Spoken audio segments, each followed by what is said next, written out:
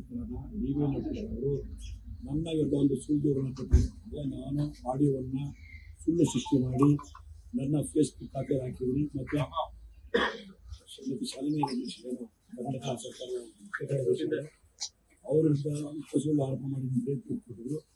ಆ ಒಂದು ದೂರ ಸಂಬಂಧಪಟ್ಟಂತೆ ಈ ಸೈಬರ್ ಕ್ರೈಮ್ ಠಾಣೆಯಲ್ಲಿ ಈ ಪ್ರಕರಣ ದಾಖಲಾಗಿತ್ತು. ಆ ಪ್ರಕರಣಕ್ಕೆ ಸಂಬಂಧಪಟ್ಟಂತೆ ವಿಚಾರಣೆಗಾಗಿ ನನ್ನ ಕೊಟ್ಟಿದ್ದು ಒಟ್ಟು ಯಾವುದೇ ರೀತಿ ಸ್ಥಿತಿಗತಿ ಮಾಡಲಿಲ್ಲ.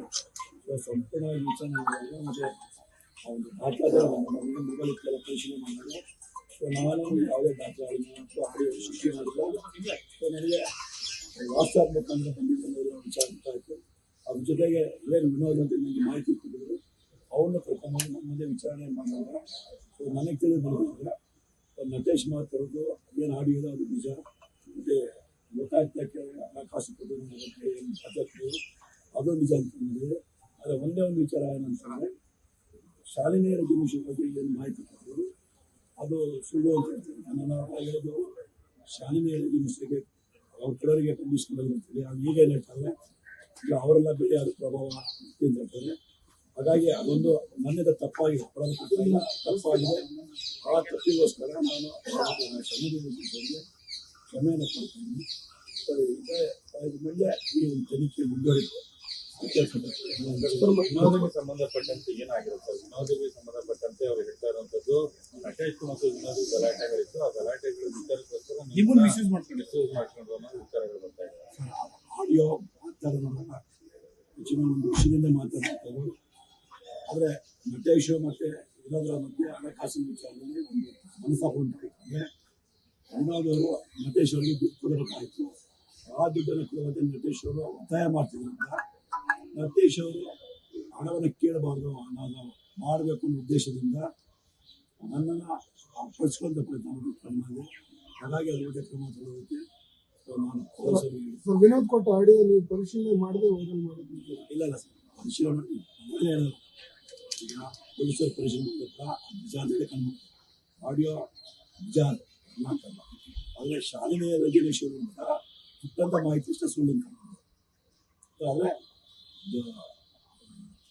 ಬಡ್ತಿಗೆ ದುಡ್ಡು ಕೊಟ್ಟರು ನಿಜ ಅಂತ ಕೂಡ ಮೇಲ್ನಡೆಯಿಂದ ನಮಗೆ ಪೊಲೀಸರು ನಟೇಶ್ ಕುಮಾರ್ ಅವರಿಬ್ಬರು ವಿನೋದ್ ಅವರೇ ಇದ್ದಂಥ ವ್ಯಾವಹಾರಿಕವಾಗಿ ಭಿನ್ನಾಭಿಪ್ರಾಯ ನಿಮ್ಗೆ ಮುಂಚೆ ಗೊತ್ತಿರಲಿಲ್ಲ? ಇಲ್ಲ, ನಮ್ಗೆ ಗೊತ್ತಿಲ್ಲ. ಈಗ ಪೊಲೀಸರು ವಿಚಾರಣೆ ಮಾಡಿದ್ದು.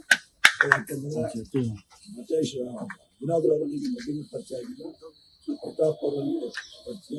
ಪ್ರತಾಪ್ ಅವರು 2 ಸಲ ಅವ್ರ ಅಂಗಡಿ ಕರ್ಕೊಂಡ್ಬಿಟ್ರೆ ವಿನೋದ್ಗೂ ನಮಗೆ ಅದೇ ರೀತಿ ಸಂಪರ್ಕ ಆಗಿ ಮೊದಲಿನ ಪರಿಚಯ ಆಗಿ ಈಗಲೂ ಕೂಡ ನೀವು ನಟೇಶ್ ಸಂಬಂಧಪಟ್ಟಾಗ ಭ್ರಷ್ಟಾಚಾರ ಆಗಿದೆ, ಬಡ್ತಿ ವಿಚಾರಕ್ಕೆ ಅನ್ನೋದ್ರ ಬಗ್ಗೆ ಈಗಲೂ ಕೂಡ ಸ್ಟ್ಯಾಂಡ್ ಆಗಿದೆ, ಭ್ರಷ್ಟಾಚಾರ ಆಗಿದೆ ಅನ್ನೋದು ಹೌದು. ವಿನೋದ ಅದು ಕೂಡ ಒಪ್ಕೊಂಡಿದ್ದಾರೆ. ಆದರೆ ಶನಿಯನ್ನು ತಿಳಿಸ್ಕೊಂಡ ಬೇರೆ ಪ್ರಭಾವಿ ವ್ಯಕ್ತಿಗೆ ಅಂತ ಹೇಳಿದ್ರೆ ಯಾವ ಪ್ರಭಾವಿ ವ್ಯಕ್ತಿ ಅನ್ನೋದು ಸರ್ ಇದು ಮೂಡ ಹೋರಾಟ ಮಾಡ್ತಾ ಇದ್ರೆ ಅದನ್ನ ಬಳಸ್ಕೊಳ್ತಿದಾರ ಅಂತೇಳಿ. ಇಲ್ಲ ಸರ್, ಅದು ಕೂಡ ಸಂಬಂಧ ಇಲ್ಲ.